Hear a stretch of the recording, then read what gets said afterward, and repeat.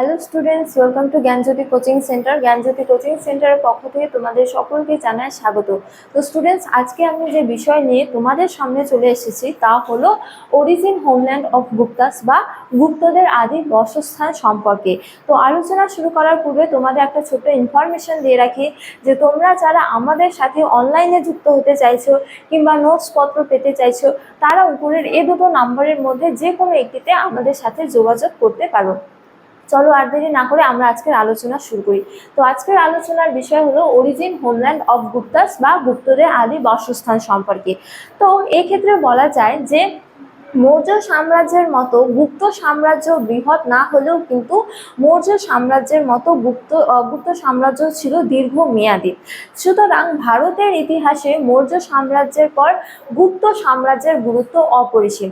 তো এই গুপ্ত সাম্রাজ্যের প্রতিষ্ঠাতা ছিলেন শ্রীগুপ্ত এবং তার রাজত্বকাল হলো 240 খ্রিস্টাব্দ থেকে 280 খ্রিস্টাব্দ পর্যন্ত।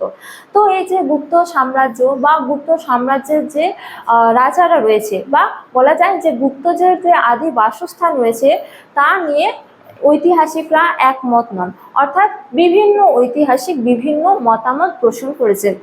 যেমন বলা যায় যে উপাদানের প্রাচুর্য থাকা সত্ত্বেও এই কথা বলা যায় যে গুপ্তদের আদি বাসস্থান সম্পর্কে সঠিকভাবে কিছু জানা যায় না। তো গুপ্তদের আদি বাসস্থান সম্পর্কে এক এক ঐতিহাসিক এক এক রকমের মতামত পোষণ করেছেন। যেমন ঐতিহাসিক কে.পি. জয়সওয়াল বলেছেন যে গুপ্ত রাজারা হলো মূলত জাট বংশীয় এবং জাটরা মূলত পাঞ্জাবের সঙ্গে যুক্ত, সুতরাং তাদের আদি বাসস্থান হলো পাঞ্জাব। ঠিক আছে। এছাড়া ডক্টর এস.আর. গয়াল বলেন যে গুপ্ত রাজারা হলো মূলত ব্রাহ্মণ বংশীয় এবং এর ফলে তাদের আদি বাসস্থান হলো কি প্রয়াগ, মথুরা ও কাশীর মধ্যবর্তী অঞ্চল।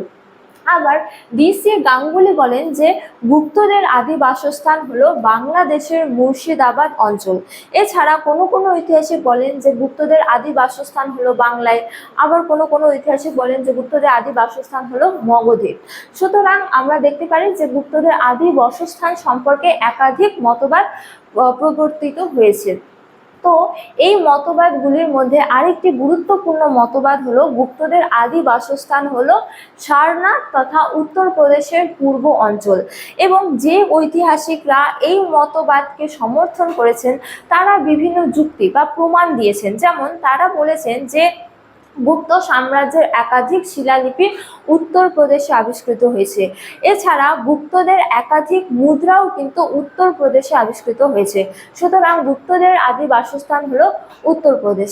তো স্টুডেন্টস, এই ছিল আজকের আমার আলোচনার বিষয়। তোমাদের ভিডিওটি ভালো লাগলে অবশ্যই ভিডিওটি লাইক করে বন্ধুদের সঙ্গে শেয়ার করবে এবং আমাকে অবশ্যই কমেন্ট করে জানিও তোমাদের ভিডিওটি কেমন লেগেছে। তোমাদের সাথে দেখা হবে অন্য এক ভিডিওতে অন্য এক টপিক নিয়ে। ততক্ষণ ভালো থাকো, সুস্থ থাকো। Thank you.